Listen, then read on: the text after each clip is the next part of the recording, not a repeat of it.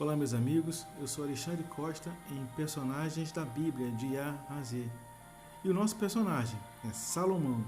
Salomão foi aparentemente o 10º filho de Davi e o segundo de Batseba com o rei, pois o primeiro morreu como castigo pelo pecado de adultério e homicídio de Urias, marido de Batseba. Dos irmãos de Salomão, 6 nasceram de mães diferentes, segundo Samuel, capítulo 3, versículo 2 ao 5. O nome Salomão, do hebraico, significa pacificador.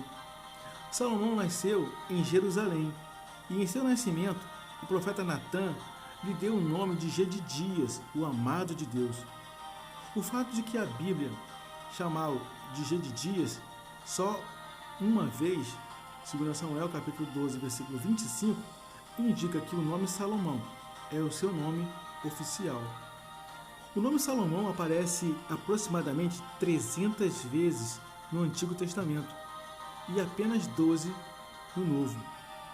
Sua história está registrada no livro de 1 Reis, capítulo 1 a 11, e 1 Crônicas, capítulo 28 a 2 Crônicas, capítulo 9. No entanto, ao contrário da história de Davi, não há uma continuidade na sequência cronológica da vida de Salomão. Tudo que temos é uma coleção de histórias desconexas, sendo que a mais completa dessas histórias é o relato da construção do templo em Jerusalém. Richard Hess sugere que, para entendermos melhor a vida e a obra de Salomão, é necessário dividirmos sua história em 4 partes: a garantia do trono para Salomão, a sabedoria de Salomão e suas realizações, a fama internacional de Salomão e a consequente apostasia, e os oponentes finais de Salomão. Infelizmente, Salomão cresceu em uma casa polígama. O rei Davi casava-se frequentemente. As escrituras registram 18 casamentos. Isso, sem dúvida, o influenciou de uma maneira negativa. Havia constante tensão entre as esposas e os filhos de Davi. O harém do rei tornou-se cenário de todos os tipos de intrigas daqueles que faziam as suas manobras para conseguir favores e posições de prestígio. Assim, Salomão cresceu em um tipo de ambiente que acabou por educá-lo e acostumá-lo à arte das práticas políticas agressivas e da poligamia desenfreada. Salomão tinha cerca de 20 anos quando assumiu o trono de Israel, em aproximadamente 970 anos antes de Cristo. O reino de Davi veio completo para as mãos dele. Era uma área estimada em 128 mil quilômetros quadrados. Davi havia recebido uma revelação de que Salomão era o homem certo para o cargo. 1 Crônicas, capítulo 22. Depois que ele nasceu, Davi prometeu a Batseba que ungiria Salomão como seu sucessor. Entretanto, pouco antes da morte de Davi, Adonias, meio-irmão de Salomão e também filho mais velho, se autoproclamou rei. Ele e Joabe viajaram por toda Israel, fazendo com que o povo bradasse: "Viva o rei Adonias!". O sumo sacerdote Abiatar também o apoiou e deu às suas ambições um tipo de aval espiritual. 1 Reis, capítulo 1, versículo 7. Natã e Batseba ouviram isso e contaram a Davi, que estava em seu leito de morte.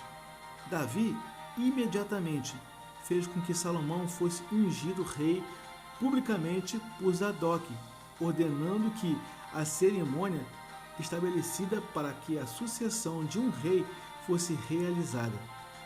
Isso foi o suficiente para dissolver qualquer oposição. Davi morreu poucos dias depois e Salomão foi indiscutivelmente o rei de Israel. A ascensão de Salomão ao trono foi completamente diferente da de Saul e de Davi. Não havia anciões das 10 tribos presentes, e todo o ato de unção teve áreas de medida e emergências para deter Adonias, que queria usurpar o poder.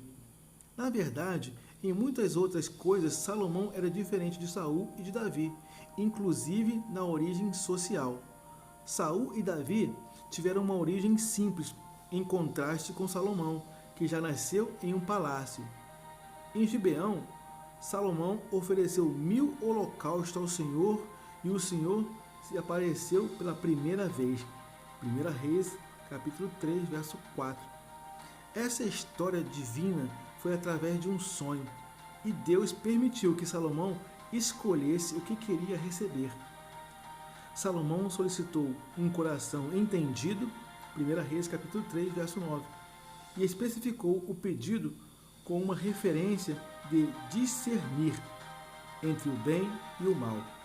No original, no hebraico, a oração de Salomão pediu um coração compreensivo. A palavra usada para compreensivo nesse texto é ouvir, ou seja, Salomão pediu a Deus um coração que ouvia o que de fato estava acontecendo em uma determinada situação. Isso significava mais do que o conhecimento do certo ou do errado. Isso envolvia a habilidade de captar a essência de um problema e entender exatamente o que se passava na mente das pessoas ao seu redor. Essa bênção de um coração entendido que discernia entre o bem e o mal é muito bem revelada logo na sequência na história das duas mães que reclamavam o mesmo bebê. Livro de 1 Reis, capítulo 3, versículo 16 ao 26. A famosa decisão do rei em ameaçar dividir a criança ao meio para assim descobrir qual era a verdadeira mãe demonstrou a todos que havia nele a sabedoria de Deus para fazer justiça. Livro de 1 Reis, capítulo 3, versículo 38. Um juiz moderno, por não haver testemunhas, teria arquivado o caso por falta de provas, mas Salomão havia recebido de Deus o que curiosamente havia pedido através de um sonho, a sabedoria de Deus que já estava ativa nele. No livro das Crônicas também está registrado que Salomão, quando se tornou rei, pediu a Deus: dá-me sabedoria e conhecimento para que eu possa liderar essa nação. Livro de 2 Crônicas, capítulo 1, versículo 10.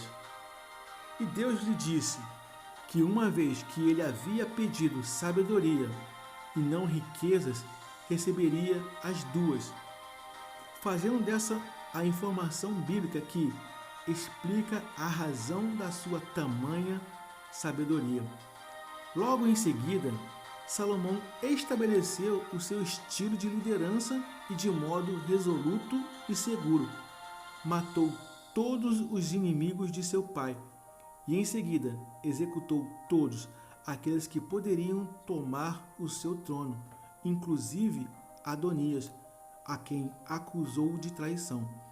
1 Reis, capítulo 2, versículo 13 ao 25. Ele também mandou executar Joabe, o general de Davi, que havia dado apoio a Adonias. Joabe, temendo pela própria vida, fugiu para o tabernáculo para esconder-se, mas Salomão ordenou que Benaia o matasse.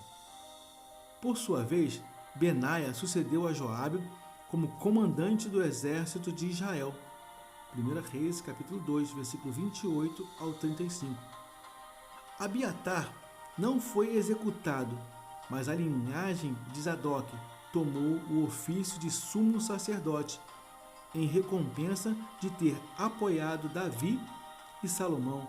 E Abiatar foi expulso para sua cidade natal, Anatote. Livro de 1 Reis, capítulo 2, versículo 27 ao 36. E se cumpriu a profecia dos dias de Eli, que sua casa seria extinta do altar de Israel. livro de 1 Samuel, capítulo 2, versículo 27 ao 36. Embora esse capítulo 2 de 1 Reis revele um comportamento altamente violento e vingativo de Salomão, ele nunca realizou uma campanha militar sequer, mesmo tendo um exército que possuía 12.000 cavaleiros e 1.400 carros de batalha extremamente preparados para uma possível guerra. O foco principal de Salomão era fortalecer a unidade das 10 tribos e concentrar todo o poder administrativo em Jerusalém.